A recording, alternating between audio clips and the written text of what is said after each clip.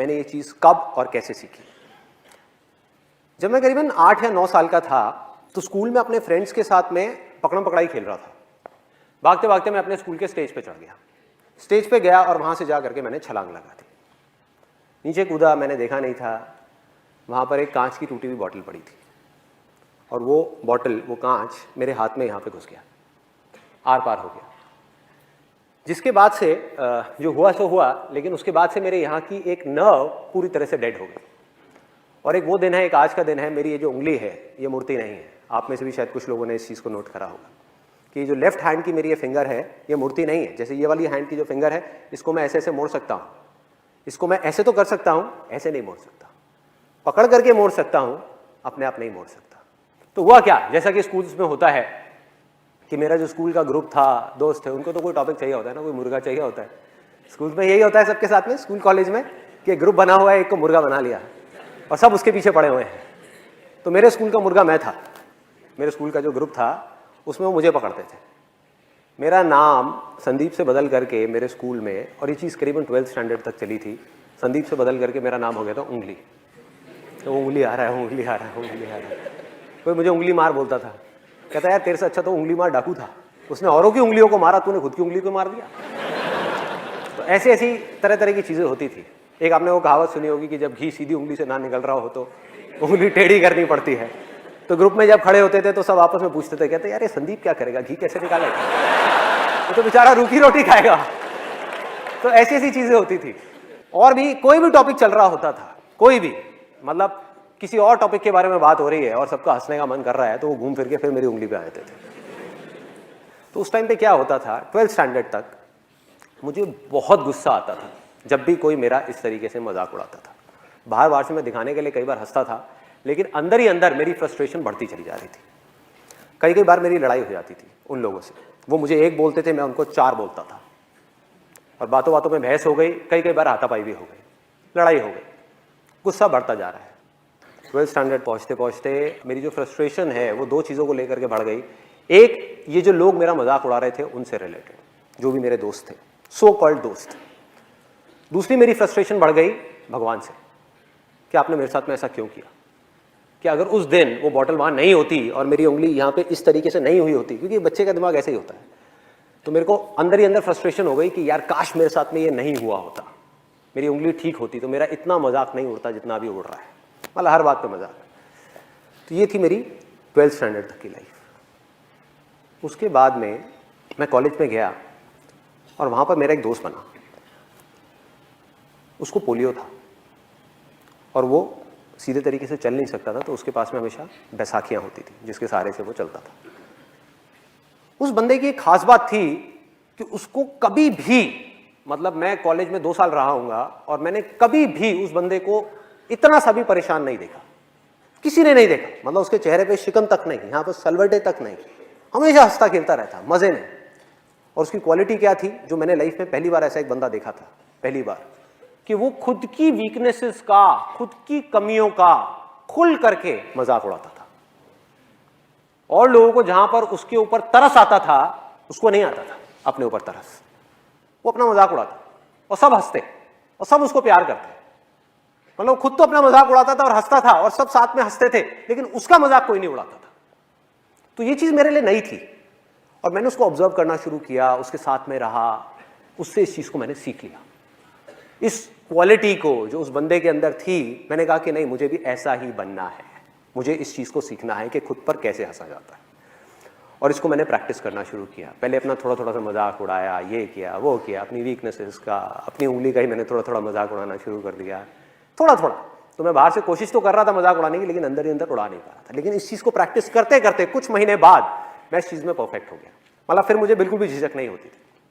और मैं आपको एक अपना एक बहुत ही एम्बैरेसिंग एक्सपीरियंस बताता हूँ लाइफ का, जो अगर पहले वाला संदीप होता, मतलब कि वो स्कूल वाला संदीप, तो वो बैठ करके रोता, चीखता, चिल्लाता। लेकिन ये जो कॉलेज वाला संदीप था, जो सीख गया था अपने ऊपर हंसना, उसने बड़ा एंजॉय किया। उसके लिए वो मजा था, मस्ती थी। आप में से कितने लोग बस में ट्रैवल करते हैं, भरी हुई बस में, जिन्होंने अच्छे से ट्रैवल किया है या पहले कभी किया है? ऑलमोस्ट सब ने। तो आप लोग बड़े आराम से रिलेट कर पाएंगे कि मैं क्या बोलने वाला हूँ।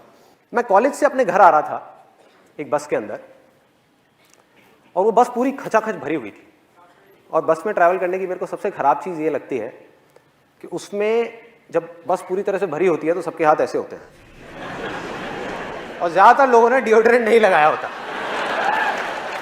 आप लोगों ने शायद ये प्रॉब्लम फेस करी होगी।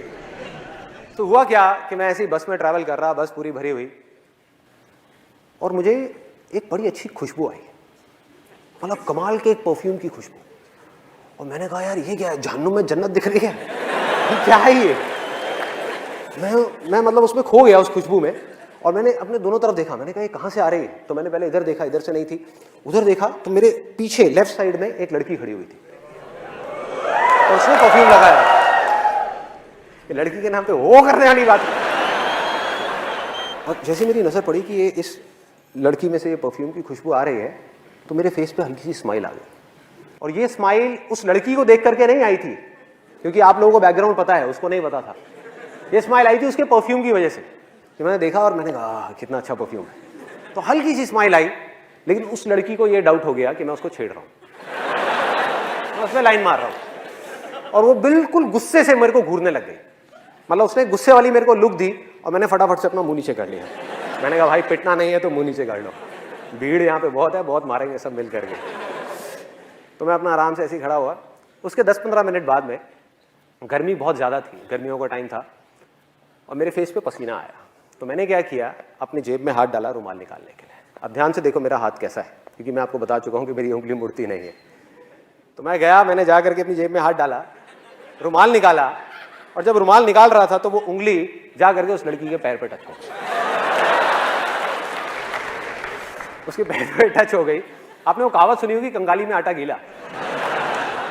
बिल्कुल ऐसे ही कुछ मेरे साथ में हुआ कि पहले ही मेरी पिटने वाली हालत थी और ऊपर से वो उंगली जा करके उसके पैर पे टच हो गई। मैं रुमाल लेकर के चुपचाप अपने फेस पे आया और मेरी हालत खराब। मैं मन ही मन सोच रहा, मैंने कहा भाई अब क्या करूं। 2 ऑप्शन है मेरे पास में। एक तो ये है कि पलट करके इसको फटाफट से सॉरी बोल दूं, लेकिन उसमें एक रिस्क है कि क्या हो अगर उसको पता ही नहीं है कि उंगली मेरी थी इतनी भीड़ में।